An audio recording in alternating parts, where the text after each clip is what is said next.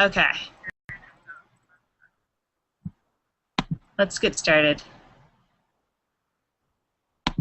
My Google Hangouters, can you guys hear me? Yeah? Yeah. Okay. I'm going to get started with a little walk through this slide presentation with you guys.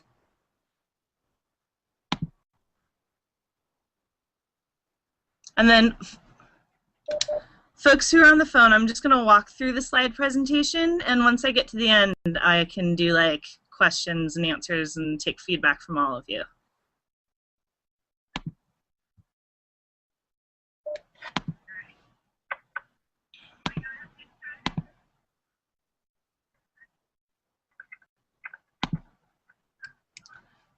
All right. So what this is, and I'm really, really excited that there's been such a great turnout for this. What this is BAVC has been running a video and audio preservation program for a number of years. We work with a lot of libraries and museums and arts organizations to help people get a sense of what sort of recordings they have in their collections and what things they should be slating for preservation. But we got a really great grant from the National Endowment for the Arts this year, essentially to subsidize some of the work that we do. And what I'm trying to do is create something of an application process for both, we're not cutting out the organizations or individuals we've been working with for many years, but what we are trying to do is kind of create a window of opportunity for both artists and organizations who've just never had the resources or the funding or even the information that they need to know how to begin to think about their preservation. And so what we're doing is sort of an application process, inviting people to come in, get some of the information that they need, and if they qualify, get some really subsidized preservation services from BAVC. So what is the program? Like I said, the National Endowment for the Arts has given us this funding to support individual artists and small to medium-sized arts and cultural heritage organizations. The kinds of things we want to be providing are collection assessment tools and training, preservation planning services, and then also the actual preservation transfer services themselves. Some of you are going to be familiar with this, but I just want to make sure that everybody knows what it is that I'm talking about, what kinds of services it's that we're looking to provide. So what is a collection assessment? What that is when we actually go into your archive and we pull out your boxes of tapes with you and we inspect each asset. We identify the format, the brand, the length of tape. We document information about its condition, whether there's dust or dirt or mold or any sort of degradation to the tape that could essentially endanger the tape. And we capture all of the information that we can from the label itself. So the title of the tape, who the artist is, date, location, that sort of thing, and also information about how your tapes are being stored. The kinds of tools that we can provide to you are tools to help you identify the formats of tapes that are in your collection, which I know a lot of people, that can be a bit of a mystery. And each format has really unique different risk factors. We can also help you identify immediate risks in your collection or to your collection, such as mold or damage to the tapes, to help prioritize what needs to be addressed. And we can also give you recommendations about how you're storing your tapes. There's really, I love these two examples of like really great ways to store your collection and ways absolutely not to. So what is preservation planning? Preservation planning is essentially identifying what's really unique about your collection, how unique are the recordings, and what is their historical significance, and also assessing whatever the identified risks are to the collection and balancing those two things so that you can make a selection and a triage of the materials, meaning you choose like phases, like what absolutely needs to be preserved before others. We also can work with you to help you develop a budget for each phase of your preservation, and we can also work with you to help identify funding or partners that could help with the preservation of your collection and long-term storage and access. This is just an example I wanted to show you, and this is maybe a quarter of a spreadsheet of what the information is that we're looking for when we do an assessment. And this is from an arts organization here in the Bay Area where we went through boxes of their audio tapes and we captured all the information we could off of the tape, the title information from the tape, when it was recorded, how we think it was recorded, the brand of the tape, because different brands hold up differently and have different issues. And what we did was we sat down once we collected all of this information, and this spreadsheet actually I think has like 800 entries in it. And I went down one side and I rated the risk of the format based on the condition of the tape between 1 and 3. And the members of the organization rated between 1 and 3 the importance of the recording to their organization. And with that, we were able to kind of do the triage and create the plan. And what is analog to digital preservation? Really, it is just a dub in many ways, but it's a really important dub. It's a dub done at a time when the tape is still in good enough condition to get something as close to the original recording as possible. But, and when technology is essentially in a place where we know exactly what format we want to be dubbing to. And right now, nobody wants to be putting anything back on tape. Tapes are really going away. It's all about going from the analog tape format to the digitized file. And the services that we provide at BAVC is we take the tapes, we inspect them, we rehouse them if necessary, we clean and condition them, which means really we have these tape cleaners, like we have a VHS cleaning machine, a 3/4 inch cleaning machine, a 1/2 inch open reel cleaning machine, and we run the tape through the machine, remove any debris that might have settled on it and come between the playback heads of the deck and the tape itself to get a really, good clean recording. A lot of these old tapes also need to be baked, which is quite surprising to people, but the tapes absorb a lot of moisture while in storage, and often need to be baked for a period of time to sort of dry out so that they can be played back. This is a little screenshot actually of the room I'm sitting in right now. This is our preservation suite, and we have a lot of different kinds of decks, a lot of different formats, a lot of different models, and a lot of time-based correctors. And what we'll do is we'll take your tape and we'll pass the signal through a couple of different time-based correctors to see which ones respond best to the recording. And then once everything is ready, then it really is just a dub. We just digitize it. The outcomes are we provide people with your archival quality files. I can work with people individually to help figure out for you or your institution what is really reasonable. The recommendation is to store uncompressed digital media. But anybody who works in libraries or with universities might know it takes a lot of space, and IT people tend to push back a lot on uncompressed media. We can also provide you with access files, DVDs, files for the web, files if you're making a documentary and going to edit it into something else. And we give you transfer logs that kind of document everything about the original tape and its recording and the process that it went through to become the digital file. And of course, any of the necessary codecs or software that you need to kind of package with your archival files.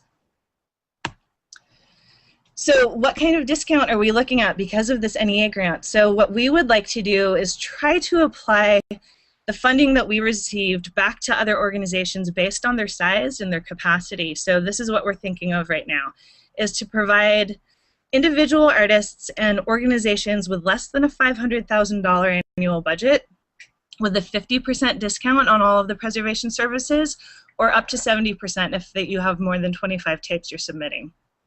And you'll see we tried to scale it like between $500,000 and $1 million for a budget is a 40% discount, up to 60% if it's a larger job. And then organizations with budgets of over $1 million, or $1 million to $5 million. I mean, this is just $1 million and up. I don't think we're going to cut anybody out for being over $5 million. We're going to offer a 30% discount, up to 50% if there are 25 tapes or more in the collection. So for those of you who've never had to venture into the world of preservation, like you probably want to know, what does that mean? How much does this really cost? Preservation work is really expensive. It's really expensive because depending on the format, especially if you're going back to like 3/4 inch and 1/2 inch, the decks don't really exist anymore if they're in really poor condition and require a lot of maintenance to work well. It also takes a lot of time. The trouble with analog to digital preservation is that it all happens in real time, which means a technician sits with your tape while it plays and digitizes. So just to give you guys a sense of what the prices are for preservation, half-inch costs up to $250 a reel. 3/4-inch Betacam and VHS tapes can cost up to $150 a tape. And who's eligible to apply to this? So because it's National Endowment for the Arts funding, we do have to be based in the U.S. Individual artists, visual performing cultural artists, and arts organizations, I want to be really clear, this does also include filmmakers and video makers. I felt like that would be obvious, but maybe it's not. Historical societies, libraries, and museums, and any archive or collection that has arts-related content that they think would qualify. Think about what the NEA funds and what the NEA cares about, mostly, and then run it through the BAVC filter, I guess. Priorities for this program in particular, so I really hope that this is just the beginning of this program, but this is 1 year of funding we have so far from the NEA. Realistically, we're probably not going to preserve more than 400 or 500 tapes this year through this program. So what we're going to do is we're going to do 2 application sessions and try and do between 200 and 300 tapes every 6 months. And so depending on what applications we get in July, we'll try and balance out how many tapes we can take from who. It really depends on the demand, I think. We are going to prioritize half-inch open reel because that is the format that is in the greatest danger right now, and the window is closing very swiftly in terms of how long that stuff is going to be able to be transferred. We're going to focus on individual artists and small organizations that have never had an opportunity to do a preservation plan or really think about preservation and long-term access to their recordings. And we're also going to put a special emphasis on collections that have some sort of access or distribution plan. People who already know what it is that they want to do with these recordings and are maybe going to have an exhibit or are making a documentary or have something. They have a sense of where it is that they want it to go. And lastly, how can you apply? So I sent everybody the link to the application. We are asking everyone to turn in their applications by July 17th with the hopes that we'll make our decision by the end of that month. You're welcome to submit your application sooner, but it won't really change. Like it's not first come, first served necessarily. July 17th will be the cutoff date for this round. We're going to have another round in early 2014, probably in January, another call. We do ask that anybody who's an organization of any kind provide with the application your 501c3 status, your current year budget, and we did include in the application, if you follow that link, a sample inventory that people provide us either with an inventory that you already have, or if you don't have one, go ahead and download that Excel document and fill it out and include it with your application. So that's it. That's my whole slide presentation, and I'm going to switch over, get out of screen share, I think. Oh, yes. Hello again. Okay, so does anybody have any questions or comments so far? I have a question about format. Do you have equipment still to play that Beta 1, which is not the Beta Max, but it's that industrial form of Beta that was used a lot, especially by BAVC in the 80s? Beta 1, that doesn't sound familiar to me. I'm going to have to look. We have all of the Betacam formats, but it's definitely something I can research. No, Beta 1? Like Beta Max. It's called Beta 1. It was an industrial format, and Beta Max, they have same size tapes as Beta Max, but maybe you're just calling it generically Beta Max. But could you check on that? Because a lot of recordings that were initially done, and it was higher quality than VHS. They used to have Beta 1 to Beta 1 edit linear, and they used to have Beta 1 to 3/4 inch, systems in public access, including a channel I used to run, had a lot of that. And I just wondered what your, ability to do that. Sure. I'd be happy to look into that for you. Thank you.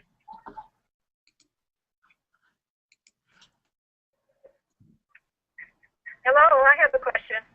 Sure.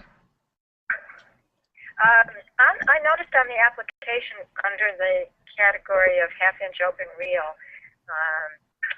that the formats listed were AV or CV, and I have some Sony Portapack open reel half-inch tape, and it says V32 on the package, and I'm not sure which category that falls into. I would guess it is AV. Most half-inch is AV. CV was the format that the very first consumer video format that was invented in the late 60s, and there's not a lot of it out there, but we can do both. And I would guess that what you have is AV. Oh.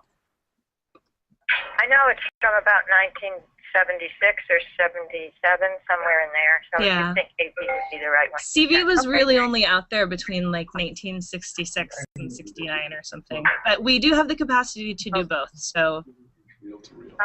Okay. So this is what you would think this tape would be. It actually doesn't say AV anywhere on the package, but V32 is what it says. It really depends on what sort of Portapack it was recorded on, because the tapes could go back and forth between either. Okay. I know it was Sony, but don't know too much more than that.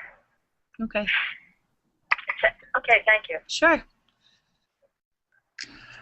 Mariah, if we're applying and we need specific help with a specific format, because we actually have a lot of decks and are working on kind of what we can do with the decks we have, we could just indicate that in our inventory that there's certain formats we're most interested in? Yeah, absolutely. Cool. In fact, that's a really good point, is I might maybe look at the application and people could rate per format.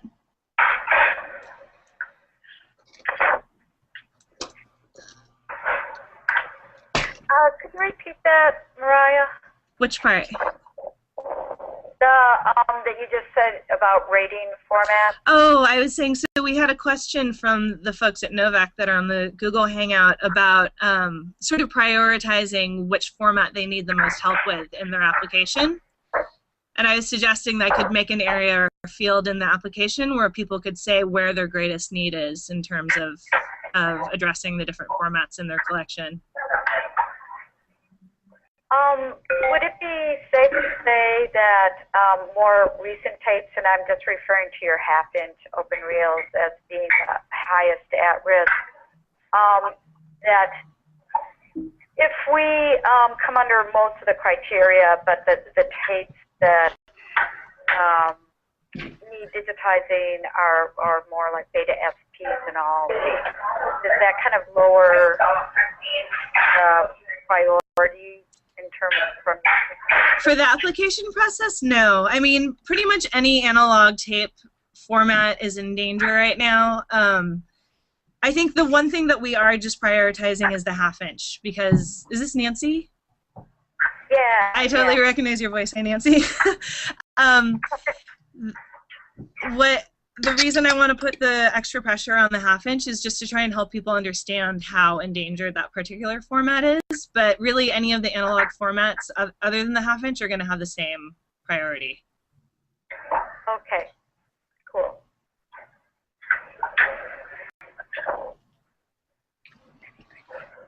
I have a question in terms of the digitization and uncompressed versus compressed. If you're digitizing from the half-inch, are you going to 10-bit uncompressed, or are you doing 8-bit?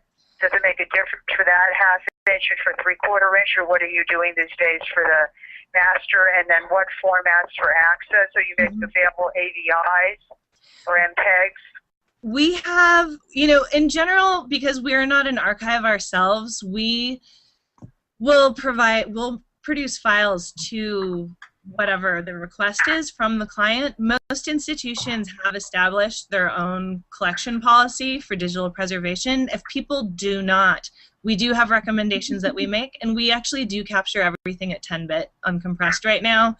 The argument behind that is that there isn't really a standard that's been developed in the moving image archival world. People haven't agreed upon a standard file format for these files, and that is inevitable that that's going to happen. But right now, because like I said, analog to digital preservation needs to happen in real time and takes so much time and costs so much money, it's the recommendation from most people is to capture every bit of information you possibly can, because once they're agreed upon standards, it's going to be very inexpensive and quick and automated to transcode from one digital file format to another. But you can't go back and get any information that you lose if you choose like 8-bit instead of 10-bit right now. And what about the, you know, so once it's in the, very large files with 10-bit uncompressed, are you making some kind of an, not even for DVD, but are you making a file that would be like an MPEG, and is it a 2 or a 4, or is it an AVI? Just in general, if people don't have a big archive with all these established standards. Yeah. I mean, most people will decide on what sort of access or mezzanine file it is that they're looking for. We do recommend most people, when they take the 10-bit uncompressed, the thing with those really large files is they're not meant for playing and watching. They're so large. They really require a very strong computer with a very strong processor and a very good video card to watch them. So what we'll do is we'll produce an access file, and it really does depend on what is your purpose for the access file. If you want to put it on a website and for people to have streaming access, we'll produce an MP4. If you're going into post-production, if people request like an Apple ProRes file, we'll do that. The most important thing to us is that we get you the archival file, and then we can produce, the other mezzanine level files for you depending on what you ask for. And if you're not certain, we do have like sort of standard recommendations that we'll make. Can I ask just one follow-up question on that? Sure. To storage then? Sure. And the question is, are you now recommending, redundancy is obviously important, but what do you think of the cloud storage, what's available? And if you're going to hard drives, are you suggesting individual hard drives with no fans in them, or are you suggesting these kind of the older drive, older style drives maybe, terabyte drives that are all chained together? I can't remember the exact word, where they kind of put a stack of them together and then backing those up, as I said, still have AC with fans in them. Yeah. That's another one of those things that it really depends on the size of your institution, or if you're an individual artist. It is the kind of redundancy that's necessary for safe storage of digital files is extremely expensive and labor intensive. If you were Stanford University, what you would have is a huge network with a backup that's off-site someplace. Most people are not Stanford University. They're great. I'm very envious of them. But so we can help make recommendations to people depending on your own capacity. Even individual artists that we work with, what we'll do is we'll give them 2 hard drives that have the exact same media on them and ask them to keep one in a geographically different location. One of my points about helping, I really want to help small organizations and individuals figure out strategic partnerships for the storage of their files, because also people can do what's called a repository swap, which is you get, maybe like a 10 terabyte striped hard drive that you keep in your institution, and you have a partner institution or friend or artist that keeps one as well, and you keep each other's files as well as your own. So that if anything happens at your house or at your institution and something is lost or broken, you have the backup at your partner institution. And there's a lot of really great resources. Sorry? Yeah. Great. No, so BAVC has no kind of plans in the global scheme to be able to broker some kind of a cloud storage that would help smaller artists that don't have access to these big institutions, storage systems to be able to preserve at some level, right? Well, I don't personally. Personally, I have some things that I'm scheming about, but there aren't really great cloud storage solutions for files of the size that we're talking about. I always recommend to people the Internet Archive. If you're willing to have your materials out there, they're a really great free option, and they maintain really, they're not uncompressed, but they will maintain really high resolution copies of your videos. And they'll back them up in multiple places, and they'll transcode them to the new files. We do have an opportunity in the Bay Area for some sort of arts archive that I'm negotiating right now, but really it's troublesome. There's not an out-of-box solution. Thank you very much for all your help. Sure. Sarah had chatted me a question about her institution is looking at a couple different formats, considering JPEG 2000 and FFV1, and do we offer either one of those? Sarah, I don't know if you're just watching this or on the phone, but I will say FFV1 is a new file format that hasn't been out there for very long. FFV1 is a lossless codec that takes up about 1/3 of the amount of space as uncompressed video, and I do think is going to be one of those great new discoveries in the world of moving archives, but it hasn't been established yet. There are a number of different really massive archives that are moving to FFV1 because it's the native format to Archivematica.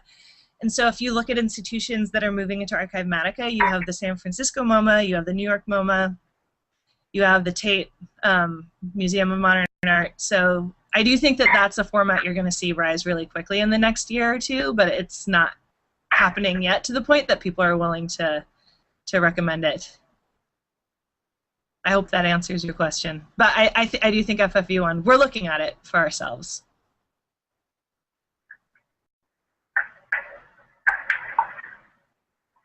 Does anybody have any questions about the application itself?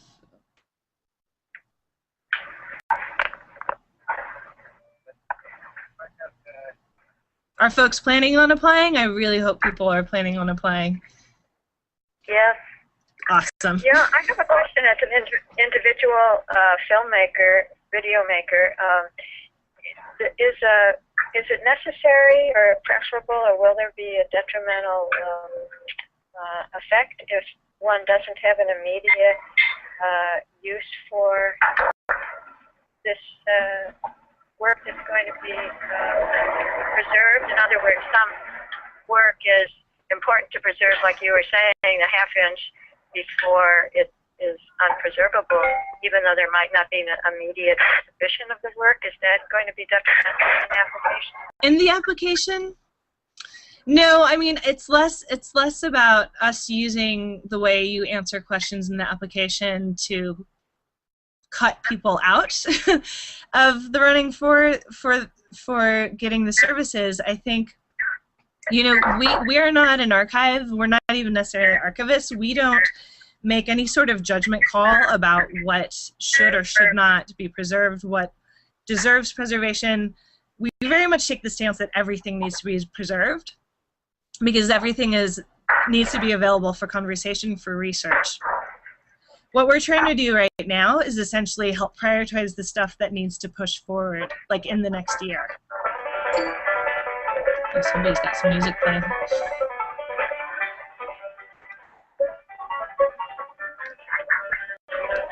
Hello? Hi! Does anybody know this music? Okay. I don't know where that music is coming from.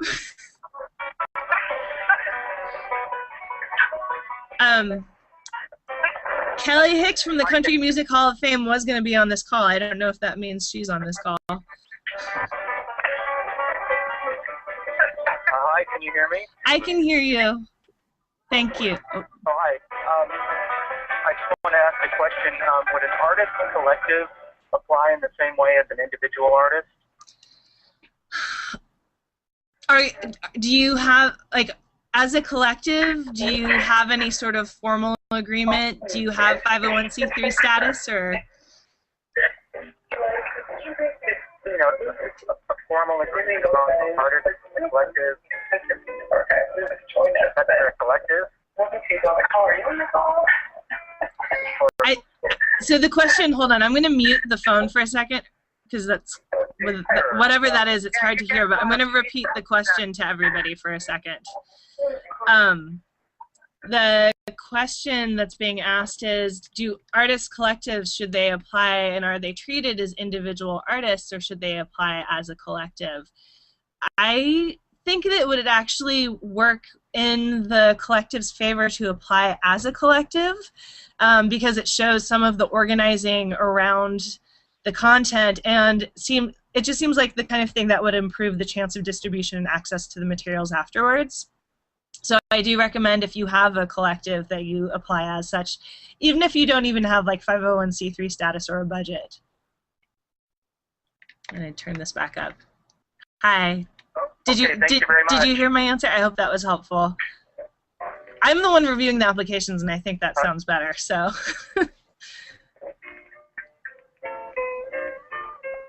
All right. Does anybody else have any questions? I don't know what to do about the music we have playing on this call now.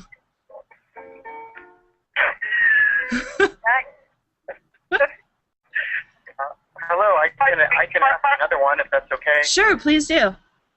Listening to music from thanks for the answer on collective. I also wanted to ask about a project that has different media, so mini disc, mini DV tape, cassette tape. I mean, would a project like that be okay to apply? You could absolutely apply, and what we could do is, if you turn in your inventory of the collection, we might actually prioritize within what you apply for what we would be willing to include for preservation. Things like mini discs and DV we really don't want to do right now. Mostly because you can still buy the playback equipment yourself and do the work. Does that make sense? Yeah. And what about like 16mm film? Or we don't do any film, just to be really clear. We're only analog, not only analog, but we're all magnetic tape. So we do audio and video magnetic tape. You're listening to music from Smithsonian Folklore. That's great, thank you. Sure. I totally know who's got that music playing now, because it's announced it. I'm going to send her an email and see if she can do something about that. That just announced that it's the Smithsonian. Oh my God. And I know the woman at the Smithsonian who is going to be on this call. Maybe she can make that stop. Oh, God.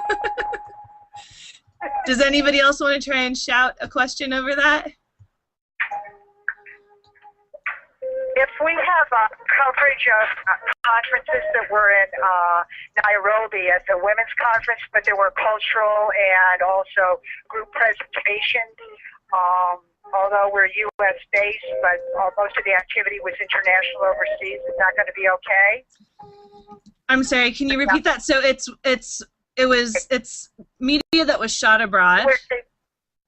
It was for the United Nations NGO conferences in 1986 in Nairobi, but there were a lot of international groups, and there were different topics, and there was culture, and there was music, and that was like a one-time event. And the official sessions might have been covered, but the NGO sessions were never covered, and that's where a lot of the content. So it's crossover between international and cultural. Would that be applicable? Yeah, I think so. The application? I think so. I think you should absolutely apply for that. And is it better than, we're just individuals now. We don't have a nonprofit. So again, we're applying as an individual artist, or is it again better to kind of get together with a Bay Area nonprofit that would be doing some outreach for, international issues like that, cultural? I think, it's not uncommon for an individual to end up being the sole sort of keeper of a collection like the one you're describing. If you already have a partnership in place to produce something with the materials once they're preserved or help distribute them, then that would totally help your application. But if you don't, but you're sort of the gatekeeper to these materials, absolutely apply as an individual. Great, thank you. Sure.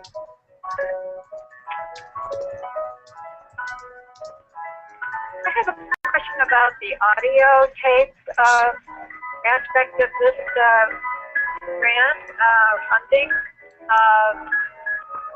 I noticed on the application it refers to quarter-inch audio cassette. What about the audio cassettes that were smaller than quarter-inch? Are those appropriate? For example, sound cassettes from... Yeah. I guess they were maybe half a quarter-inch. I'm not sure, but they weren't quarter-inch, I know. You're listening to music Right. Our audio preservation suite isn't necessarily set up to be handling. You mean the mini cassettes? Well, not mini, but they're, the kind that used to be in Sony Walkmans, that size. You mean just a normal audio cassette? Yeah. Yeah, we do those. That's essentially the quarter. That's a quarter-inch audio cassette. Even though okay, I see. And so even though a consumer can still get that equipment, we couldn't do what you can do to preserve that. It's up to you. I mean, in many ways, people could patch together systems to do much of this work. You could actually go to, a thrift store and buy a boombox and try and set it up to capture the audio. It's the question of how do you want your recordings handled and what sort of professionalism is important to you. We get a lot of those audio cassettes from the 70s that are really fantastic recordings and interviews with artists. Those tapes become extremely brittle and the little sponges inside of them sort of dry up. It's very easy to break those tapes. It's funny because I have boxes full of mixtapes that I keep myself and think I can play endlessly, all of my mixtapes from high school and whatnot, but it's actually not true anymore. So it's kind of like, what kind of chance do you want to take? How important is this recording to you or your institution? And a lot of the great thing that you can learn from maybe participating in some of the assessments that we want to do and the training that we want to provide around doing an assessment is understanding, like, how fragile are your materials. And then you can choose different levels. We are not out to do everybody's preservation. We don't have the capacity to. And a lot of times I'll recommend people to a dub house if they have recordings that seem like they can handle being run through a dub house. I see. So in some of these old tapes, I've noticed that they have print through where you hear some of, print through where you hear some sound from the piece of tape that's laying next to that other piece of tape. Is that something that is, are you able to do any restoration that can solve that problem? We don't do any post-production. Our goal is to always try and capture the closest thing to the original recording. And so in your case, when you're hearing print through, which is sort of like it's audio, equivalent of ghosting in video, we'll do what we can with the levels to try to keep audio from ever being too hot or too echoey. But these are all things that can happen with post-production. There's really amazing post-production tools available. Our goal is always to give you the closest thing possible to what's on the analog tape. I see. Okay. Great. Good. Thank you for the information. Sure. Anybody else have any questions on top of this lovely music? Are you going to provide a summary of kind of an overview of this conference at the end? You mean a summary beyond the recording of it? Today, yeah. I mean, so it'll be a live recording. I just didn't know if there were going to be any notes or whatever. That's a great idea. I would be happy to do that.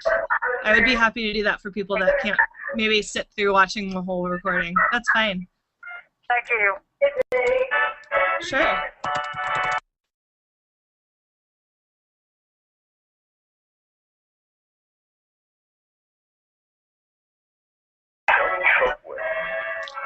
All right, folks. Does anybody else want to ask any other questions while we're on here? All right. I think we're good unless somebody hollers out. I'm going to get ready to sign off. I'm going to be saving this video. I'll send out the link again, and I'll send out the application again. If anybody has any questions, feel free to contact me directly. All right. Thanks, everybody. Thank you for your time and for arranging for all of this. Yeah, and thanks for the folks who joined me on the Hangout. I feel less alone seeing other people on the screen. All right, bye-bye. Thanks very Bye. much. Bye, Darcy. Talk soon.